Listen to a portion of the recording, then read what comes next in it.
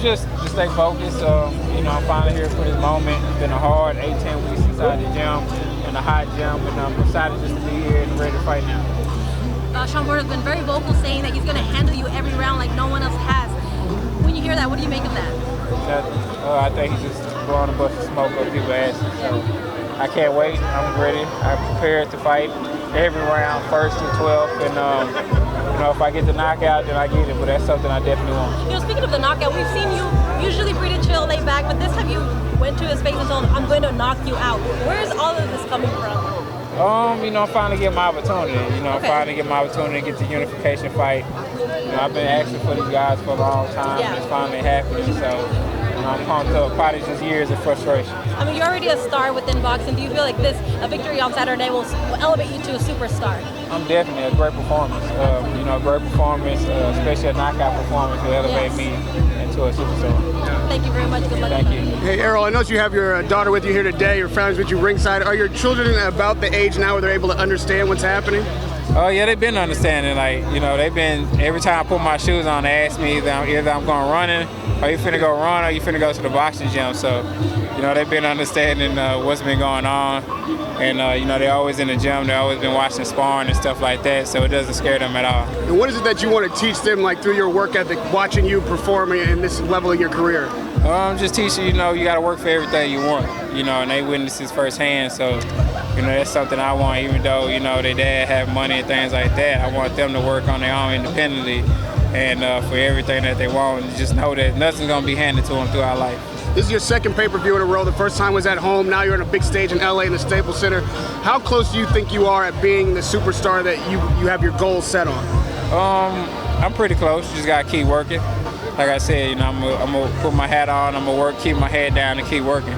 So, you know, with a great performance come Saturday night, especially if I get a knockout victory, you know, I think that prepared me to be a superstar that, you know, I'm destined to be.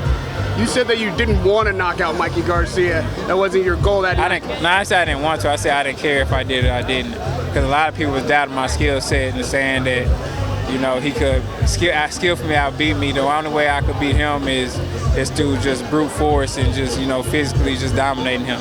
Do you care if you knock out Shawn Porter? Oh, I definitely care. You know, it's something that I definitely want. So, you know, I'd be disappointed if I didn't. What makes this fight different than that one? It's just, you know, Shawn been talking a lot. His father been talking a lot. And, you know, we're to the point now where, you know, he even said that he want to knock me out. So, you know, hopefully he keeps that same energy come Saturday night. Lastly, you're talking about unification. Obviously, undisputed is the goal. If you are successful on Saturday, who's the next belt you want to take?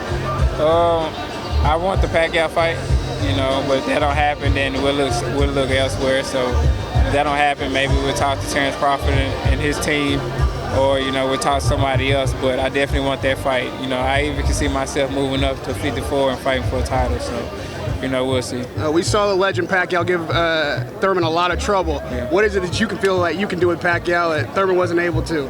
I just feel like my name not Thurman, my name's Spence, so I can do a lot to Pacquiao that Thurman couldn't do.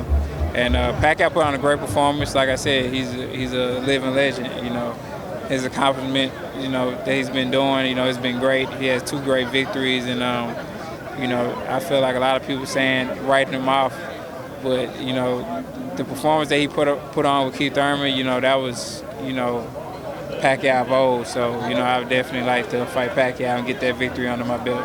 And lastly, we talked about the Canelo fight being a possibility at 68 once before. Now that he's up with KOVALEV, do you feel like that's a wise decision on his part, and can KOVALEV win that fight?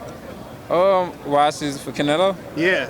Yeah, I mean, Canelo chasing greatness. I mean, if he loses, you can just say KOVALEV was too big. So if he wins, man, you know, that's mega. That's huge. So, you know, I think Canelo can pull it off. I think, you know, KOVALEV kind of slowing down a little bit. He still has that power. So if Canelo can take his power and, you know, throw his combinations like I know he can, and use his skill set, I see Canelo winning. Which is Canelo's win, then it gives no excuse for people saying that, you know, Mikey Garcia didn't have a chance. So we'll see. If you jump 2 weight divisions to 60, how do you beat Canelo? I'm not talking about that right now. I'll talk about it. Ask me after Sean Porter fight. But, you know, right now I'm just focused on Sean Porter. Lastly, one statement Saturday night that you want the fans to come away with talking about ERROL Spence when that final bell rings. I just wanted to say it was an entertaining and dominant performance by myself. So that's something I'm really looking to do. It's something I'm adamant about. It's something that I talked to my coach about, you know, even before training camp. So, you know, I'm looking for an entertaining, dominant performance by myself.